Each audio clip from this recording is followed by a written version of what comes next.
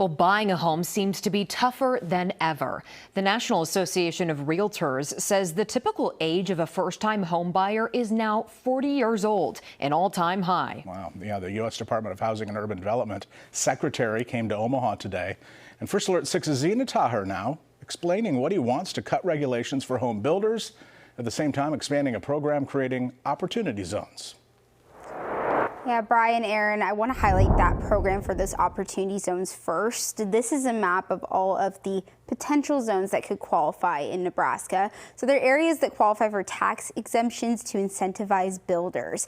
And you can see that Omaha has some of the most opportunity zones in the state over here. So this really impacts the metro. And with the expansion of that program and with new guidelines from HUD cutting down regulations for builders, developers say the changes are going to help more affordable housing actually get built.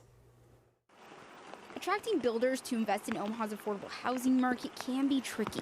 Traditionally, they would invest in really large metropolitan areas. Jake Hoppy would know. He runs Hobby Development, a real estate developer focusing on affordable housing projects.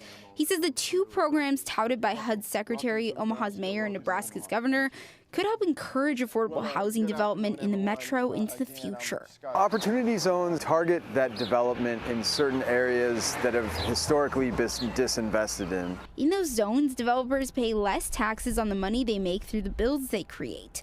Jake says the program just got an update that makes it more permanent and focus on lower income areas even more. It's a really unusual kind of tool that can bring people into a state like Nebraska. Another factor discussed by HUD Secretary in Omaha today, new best practices from the department.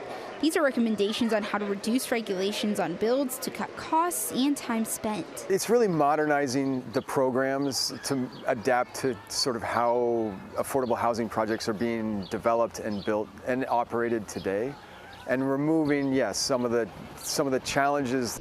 He says environmental approvals would be cut down for some projects on land that's already been built on. It would also cut down some inspection requirements for units occupied by people with housing vouchers and allow people to get traditional mortgages even in non-traditional homes, like a mobile home. Each of these changes is making it incrementally easier for us to do our work, as well as easier for people who aren't affordable housing specialists to dip in and participate in the affordable housing process.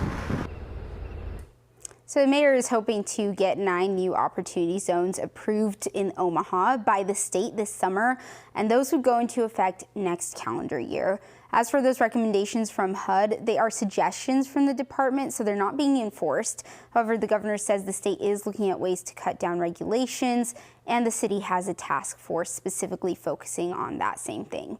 In the studio, Zina Taher, First Alert 6. Yeah, critical to get that affordable housing built. Zina, thank you.